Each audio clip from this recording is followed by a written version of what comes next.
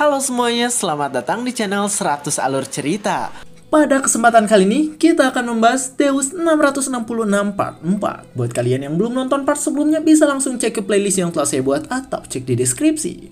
Sebelumnya disclaimer, konten ini tidak akan membahas keseluruhan dari alur cerita Deus 666. Jadi jika kalian ingin mengetahui fullnya, silahkan baca di web legal. Dan jangan lupa tap love di web legalnya sebagai bentuk apresiasi bagi kreator.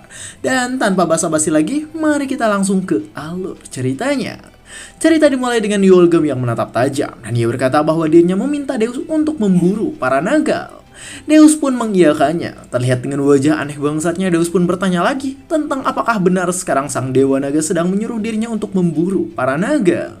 Deus di sana memasang wajah kesal. Ia berkata bahwa Yulgum benar-benar berdebah karena ia ingin mencoba untuk menjebak dirinya dengan melakukan penyerangan pada para naga. Namun tiba-tiba Deus kaget karena di sana Alex bertanya tentang apakah Yulgum menyuruhnya karena benda ungu yang disebut miselium. Alex mengatakan bahwa dalam tubuh naga terdapat sesuatu yang seperti miselium aneh, dan kemungkinan hal itulah yang mengambil kesadaran para naga. Yulgum berkata jika itu benar, dan ia mengatakan bahwa naga yang kemarin diserang pun bisa menyerang karena menjadi korban dari hardliner. Deus tak mengerti dan ia bertanya tentang apa maksud dari hardliner yang dikatakan oleh Yulgum. Yulgum menjelaskan jika hardliner adalah kelompok yang pernah menderita karena tangan manusia. Kebanyakan dari hardliner adalah orang yang kehilangan kekasih, keluarga, atau anak karena ulah dari manusia.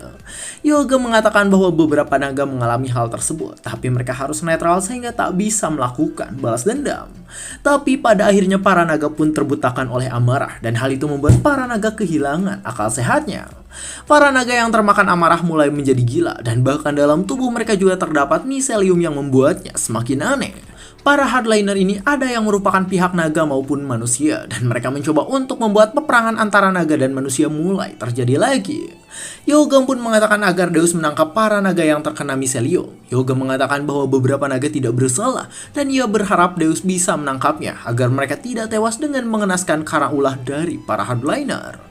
Deus tersenyum dan ia berkata bahwa dirinya mengerti dengan maksud dari Yulgum. Deus berkata bahwa dirinya memang disuruh berburu naga, tapi sebetulnya ia harus melawan para hardliner yang memanipulasi naga lain yang damai untuk menyerang para manusia. Deus bertanya tentang apakah Yulgum ingin para naga ditangkap olehnya sebelum dibunuh oleh manusia. Yulgum berkata jika itu benar, sehingga Deus bertanya tentang apa yang akan diberikan oleh Yulgum.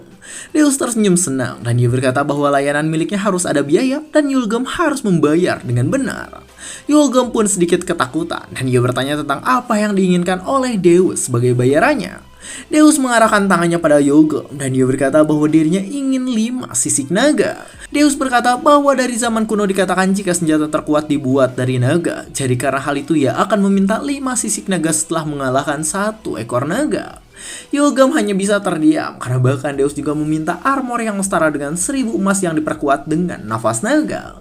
Yulgum kebingungan dan ia berkata bahwa sepertinya Deus ini adalah seorang penipu yang handal. Deus pun berkata bahwa terserah Yulgum mau berpikir apa. Terlihat Deus pun memberikan kontraknya, yang dimana jika kontrak itu dilanggar maka Yulgum akan menjadi budak dari Deus.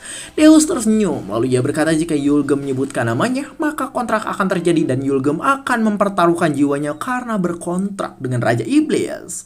Yulgum tersenyum dan ia berkata bahwa dirinya tahu tentang hal tersebut. Pada akhirnya Yulgum sang naga emas pun menyebutkan namanya dan akhirnya ia pun menjalin kontrak dengan Deus. Deus tertawa cinta lalu ia berkata bahwa sekarang kontrak mereka telah selesai.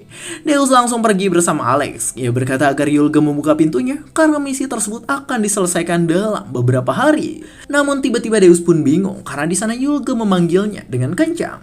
Yulgum menatap Deus dan ia memohon pada Deus yang ada di hadapannya. Di sana Yulgum memohon agar Deus menangkap para naga hidup-hidup karena ia tidak ingin ada kematian lagi bagi rasnya. Deus tersenyum lalu ia pun mengiyakan hal tersebut pada pelanggannya. Terlihat Deus pun kembali ke dunia manusia. Deus dan Alex berhasil keluar dari tempat Yulgum dan ia berkata bahwa tanpa diduga ternyata semuanya berjalan dengan lancar. Tapi tiba-tiba Deus pun terkejut karena saat ini ia ingat dengan sesuatu. Deus melirik ke arah belakang sambil mengeluarkan keringat panik yang bercucuran. Deus berteriak kencang lalu ia memanggil Yulgum yang merupakan dewa para naga. Deus terus memperhatikan kuil bobrok yang ada di hadapannya, sehingga Alex bertanya tentang apa yang dilakukan oleh Deus. Deus pun berteriak kencang, dan dia berkata bahwa Yulgum sangat brengsek karena ia tak memberikan helm naga yang telah dijanjikan. Alex berkata bahwa mereka tak bisa kembali ke tempat tersebut, sehingga Deus berkata bahwa Yulgem sangatlah licik. Di tengah tebing yang tinggi itu, Deus pun berkata bahwa suatu hari nanti ia akan mengoyak tubuh milik Yulgem. Beberapa waktu kemudian terlihat wajah Deus pun sangat senang dan ia berkata bahwa sekarang mereka akan menjadi pedagang senjata. Namun setelah Deus mengatakan hal itu, suasana menjadi hening karena Alex dan Zeke tidak mengerti pada hal tersebut. Alex pun berteriak kencang karena kesal. Ia berkata apakah benar Deus ini pergi meninggalkan jabatannya sebagai Demon King hanya karena ingin menjadi seorang pedagang senjata. Deus ikut marah. Ia berkata bahwa itu adalah bisnis sehingga para manusia bisa memburu bayi naga dengan kekuatannya. Deus senang bukan main. Ia berkata bahwa bisnis senjata akan sangat menguntungkan karena nanti para manusia akan membelinya saat peperangan mulai pecah. Alex sendiri langsung sedih dan ia berkata bahwa jika tidak ada para iblis, maka peperangan pun tidak akan ada sehingga Deus harus sadar. Deus pun melihat ke arah Alex dan ia bertanya tentang apakah Alex ini bodoh. Deus di sana menatap tajam. Ia berkata bahwa menjadi pedagang hanyalah sumber dana untuk rencana yang sebenarnya, agar nanti para iblis bisa membeli senjata dari dirinya yang sudah sangat lengkap. Ketika mendengar hal itu, Alex langsung senang. Ia berkata bahwa Deus sangat hebat karena ia tak melupakan dunia bawah tempat para iblis. Alex pun berlari kencang karena sekarang ia akan menemukan toko bersama Zeke sesuai dengan perintah dari Deus. Deus memperhatikan mereka ketika pergi dari sana. Lalu tiba-tiba Deus tersenyum licik dan ia berkata bahwa Alex sangat bodoh karena tujuan sebenarnya adalah menjadi pemilik gedung terbaik di dunia. Beberapa saat setelah itu terlihat Deus pun terdiam di tempat tidurnya. Deus tersenyum dan ia mengingat semua hal yang telah terjadi saat ini. Deus ingat ketika dirinya meluluh lantakan satu kerajaan. Ia juga ingat ketika Zeke datang dan mengatakan bahwa dirinya adalah produk gagal. Naga pun muncul sehingga Deus harus turun tangan. Lalu pada akhirnya Yoga muncul sehingga memberikan Deus tugas yang sangat menguntungkan. Deus tersenyum dan ia berkata jika itu sudah cukup sehingga ia tinggal duduk manis untuk kehidupan masa depannya. Namun Deus berkata jika ia merasa hampa. Di sana ia berpikir bahwa Zeke bisa tersenyum ketika kota dihancurkan dan ia berpikir bahwa mungkin ia akan merasa lebih baik ketika membunuh dan menghancurkan semua manusia di kota tersebut. Deus terdiam sendirian, namun di sana ada suara yang memberitahu agar Deus membunuh semuanya. Terlihat itu adalah suara para iblis dan mereka berkata bahwa Deus harus membuat umat manusia menjadi budak milik dirinya. Suara itu memberitahu bahwa Deus harus segera membuat bumi menjadi neraka seperti Demonra. Raja iblis terdahulu pun muncul dalam pikiran Deus dan ia mengatakan bahwa jika Deus berhasil menguasai dunia manusia, maka ia akan berhenti bereinkarnasi selama 100 tahun di dunia iblis tanpa matahari. Deus yang mendengar semua suara itu langsung menatap tajam karena kesal. Lalu pada akhirnya ia pun memejamkan matanya dan ia berkata agar pikirannya berhenti dan diam dengan benar. Cerita pun menunjukkan sore hari di kota Zorik saat ini. Terlihat ada orang yang datang sambil berkata bahwa sekarang tujuannya telah selesai. Orang itu memperhatikan sebuah toko yang telah hancur dan ia berkata jika toko itu bisa digunakan sebagai toko senjata baru yang akan dibuat karena pemiliknya telah tewas sehingga harga jualnya rendah. Ternyata yang menemukan tempat itu adalah Alex dan Deus pun langsung setuju karena ia berpikir jika tempat itu tidak buruk juga. Alex terlihat senang. Ia berkata bahwa ketika mendengar rencana sebenarnya dari Deus, ia pun menjadi sangat bersemangat sehingga tak bisa diam begitu saja. Alex pun berkata bahwa tempat itu bisa menjadi bagus jika mereka menyuruh Zeke untuk merenovasinya. Karena Zeke ini dulunya adalah seorang tukang kayu bagi keluarga. Deus yang mendengar hal itu kaget dan ia berkata bahwa Zeke cukup hebat di umurnya yang masih sangat muda. Deus berkata bahwa Zeke adalah pejuang tingkat keras karena ia bisa melakukan apapun demi mendapatkan uang untuk kehidupannya. Di sana Deus pun bertanya tentang di mana Zeke saat ini. Lalu Alex menjawab perlahan dengan ragu-ragu. Ternyata Zeke ini sedang berjualan mie dan ia berjualan mie dengan tulisan mie petarung. Ketika melihat Deus, Zeke langsung senang dan di sana ia bertanya tentang apakah Deus sudah bangun. Deus sendiri tak menjawabnya dan ia malah bertanya tentang mengapa Zeke menjadi penjual mie. Lalu Zeke langsung menjawab bahwa ia berjualan karena punya waktu luang dan mendapatkan hasil yang lumayan. Deus pun langsung duduk dengan wajah mengkesalkannya. Di sana ia pun berkata bahwa sekarang dirinya ingin diberikan semangkuk mie oleh Zeke. Zeke dengan cepat langsung membuat mie-nya dengan bumbu Indomie khas Indonesia yang tiada tara bandingannya.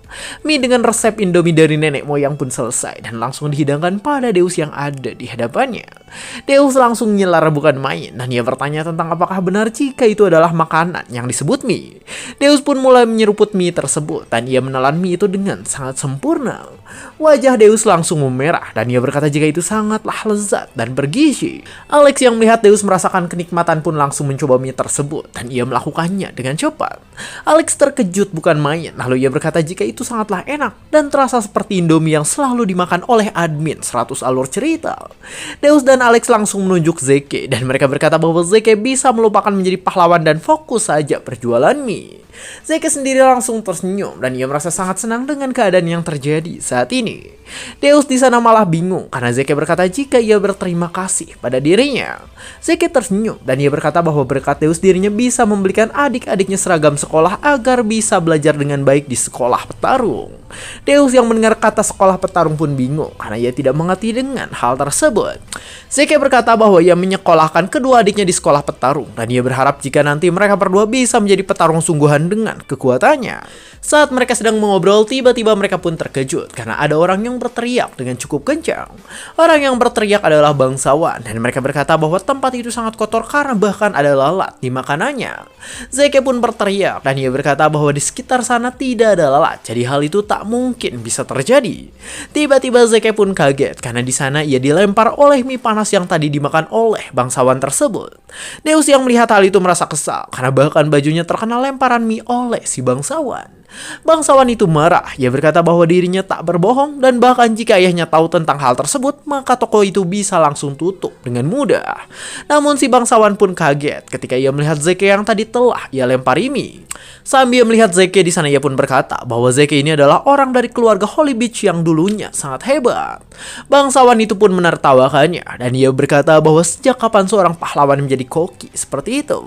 Zeke mencoba berkata bahwa yang benar adalah Beach, bukanlah Beach seperti yang dikatakan oleh si bangsawan. Si bangsawan pun memasang wajah menjijikan dan dia berkata bahwa dulu ayah Zeke pernah memohon-mohon meminta pekerjaan pada keluarganya seperti sampah. Zeke hanya bisa terdiam ketika mendengar ledekan tersebut dan bahkan si bangsawan juga berkata jika Zeke harusnya membuka resto mie pahlawan. Tapi tiba-tiba si bangsawan terkejut ketika ia melihat ada orang yang menggeprak meja. Orang itu adalah Deus dan ia berkata bahwa dari tadi ia mendengar suara lalat yang sangat bising.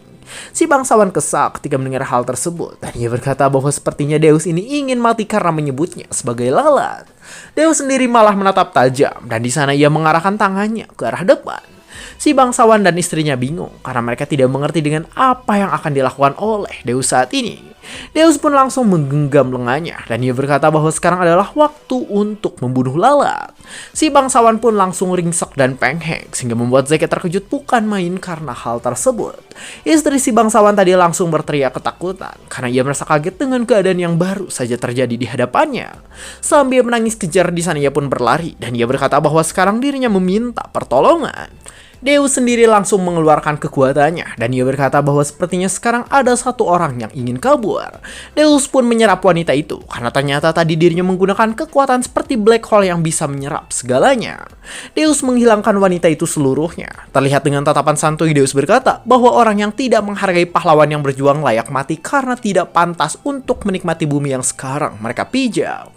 Alex yang melihat hal itu menatap tajam dengan perkataan Deus barusan. Lalu akhirnya Deus pun melanjutkan makan sambil diperhatikan oleh semua orang yang tadi melihat tingkah lakunya.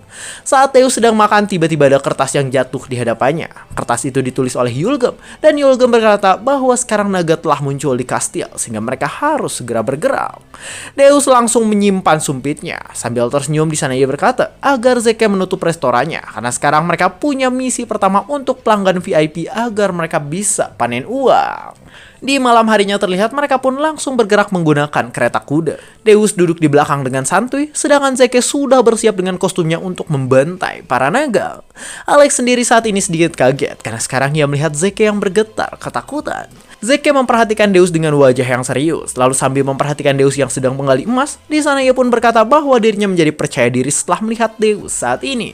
Zeke berkata bahwa saat ini ia percaya diri, tapi dirinya pasti ketakutan ketika berdiri di hadapan naga secara langsung. Alex yang mendengar hal itu berkata jika itu adalah pola pikir yang bagus. Alex berkata bahwa Deus telah memilih Zeke sebagai pahlawan dan Zeke yang sekarang ada di hadapannya adalah ketua dari petualangan mereka saat ini. Jadi Zeke haruslah percaya diri. Zeke pun langsung melirik ke arah Alex dan dia berkata bahwa sekarang dirinya mengerti. Alex pun berkata agar sekarang mereka berpegangan karena sekarang mereka sudah hampir sampai. Ketika sudah dekat di tempat naganya, Zeke pun kesulitan karena ia merasakan dingin yang sangat luar biasa. Terlihat di hadapannya saat ini ada seekor naga es yang sangat besar dan naga es itu langsung membekukan segala hal di hadapannya. Naga es itu memiliki miselium ungu di tubuhnya dan ia pun langsung berteriak dengan sangat mengerikan. Tak hanya itu, Zeke juga sekarang terkejut karena kastilnya sudah terperangkap es sehingga ia bingung tentang apa yang terjadi pada penghuninya. Deus pun menunjuk ke arah lain dan ia berkata agar Zeke santuy saja karena sekarang mereka sudah berkumpul di tempat tersebut. Terlihat para warga sudah berkumpul dan hal itu mungkin bisa terjadi karena ada pahlawan Jireng yang telah menahan naganya. Deus pun berkata bahwa panggung dan para penontonnya telah siap. Jadi sekarang Zeke harus bersiap menjadi pahlawan legendaris. Zeke yang mendengar hal itu sedikit terkejut dan ia kaget dengan ucapan dari Deus barusan. Para warga sendiri berkata bahwa keadaan sekarang benar-benar sangat buruk. Terlihat keadaan mereka sangat menyedihkan dan mereka mungkin bisa mati kedinginan jika terus berada di sana. Beberapa dari mereka mulai berdoa, yang dimana mereka berdoa agar dewa menghentikan badai salju yang terjadi pada saat ini. Tapi terlihat beberapa orang lagi kesal karena ternyata raja mereka memutuskan untuk bertahan hidup sendiri dan meninggalkan mereka semua.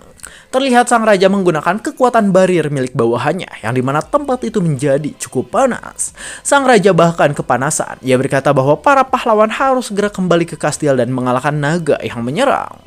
Tak hanya itu, sang raja juga marah ketika bawahannya berkata bahwa para pahlawan sedang terjebak dalam pertarungan. Si raja pun terkejut karena sekarang ada yang mengatakan agar ia minggir. Terlihat pasukan Zeke muncul dengan aura mengerikan dan mereka adalah pahlawan yang akan bertarung melawan naga. Si raja yang melihat hal itu kaget bukan main karena di sana pasukan Zeke datang sambil melewati dirinya dari atas. Zeke menatap dengan tajam karena sekarang ia sudah siap untuk melakukan pertarungan. Si raja sendiri hanya bisa menatap bingung karena kereta kuda pahlawan gendeng sekarang sedang melewati kepalanya. Si raja terus mengeluarkan keringat dingin karena tadi kepala botaknya hampir terlindas oleh Zeke. Si raja pun berkata bahwa ia tak percaya jika Zeke adalah pahlawan dan ia mengatakan bahwa dirinya hanya terlihat seperti orang mesum yang berkeliaran. Zeke merasa sedih sedangkan Alex tetap fokus agar bisa menerjang ke arah sang naga. Saat keadaan di sana mulai dingin, sang raja pun menyuruh bawahannya untuk mengaktifkan sihir penghangatnya lagi. Sedangkan sang raja di sana terlihat kesal karena tadi Zeke telah melewati kepalanya sehingga ia berharap Zeke mati oleh sang naga. Saat para warga sedang kedinginan, terlihat salah satu anak menatap ke depan ketika mendengar sesuatu. Anak itu menunjuk ke atas sehingga para warga bingung dengan apa itu sebenarnya. Terlihat di sana pasukan Zeke sedang bergerak ke arah naga sehingga para warga berpikir bahwa mereka mungkin akan melawan naga tersebut. Meski begitu, para warga masih tidak percaya dan sambil memperhatikan Zeke di sana mereka berkata jika itu adalah seorang pahlawan yang akan mengalahkan naga. Setelah berpose indah, di sana Zeke pun merungkut kembali dan dia berkata jika tadi sangatlah dingin dan juga memalukan. Namun di sana Zeke menatap tajam karena ternyata di tempat itu ada banyak warga yang tak selamat dan mati membeku karena tidak bisa melarikan diri. Zeke juga saat ini terkejut dan kaget. Di sana ia terkejut karena ternyata sekarang mereka sudah sangat dekat dengan sang naga es yang sangat besar. Zeke melirik ke arah belakang karena Deus berkata bahwa pertarungan mereka akan segera dimulai. Deus berkata bahwa operasi mereka saat ini akan sama seperti sebelumnya, di mana Alex akan bertarung dan Zeke menghabisinya dengan satu tebasan. Zeke hanya bisa terdiam karena ia tahu jika operasinya mungkin akan lebih berbahaya dari sebelumnya. Deus juga berkata agar Alex bertarung dengan benar dan tidak melakukan kesalahan seperti sebelumnya. Alex mulai membuat lubang untuk berpindah tempat. Sambil berdiri dengan mengerikan di sana Alex berkata bahwa sebelumnya ia kebingungan karena tidak tahu kondisi. Jadi sekarang ia tidak akan melakukan kesalahan yang sama 2 kali. Saat Alex sedang menjelaskan, tiba-tiba Deus memanggilnya dengan kencang. Deus di sana menatap tajam lalu ia berkata agar Alex tidak membunuh naga itu dan menangkapnya hidup-hidup. Alex pun tersenyum mengerikan dan ia mengiyakan hal tersebut karena nanti ia akan membunuh setengah kekuatan dari naga itu saja. Alex pun di sana memanggil Zeke yang kedinginan. Alex berkata bahwa naga yang sekarang sangat besar, jadi nanti Zeke harus fokus dan menjaga posisinya baik-baik. Alex pun langsung bergerak, sedangkan Zeke bingung dengan posisi yang dikatakan oleh Alex barusan. Deus sendiri berkata agar sekarang Zeke menghentikan laju kereta kuda mereka. Terlihat Deus ngantuk, lalu ia berkata bahwa dirinya akan turu, jadi ia berharap Zeke mengurus pertarungannya. Namun di sana Deus malah terkejut, karena saat ini Zeke mengatakan sesuatu.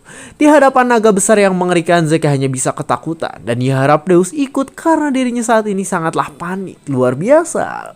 Dan cerita pun bersambung. Ya iyalah, ketakutan ngelawan monster yang gede banget cuy. Secara Zeke ini lemah, tapi harus melawan monster naga es yang besar dengan kekuatan yang sangat ngeri. Wajar sih ya mungkin ketakutan. Dan mungkin segitu saja. Saya 100 alur cerita. Jangan lupa like, comment, subscribe, dan share ke teman-temannya. Terima kasih telah menonton sampai akhir dan sampai jumpa di kesempatan berikutnya.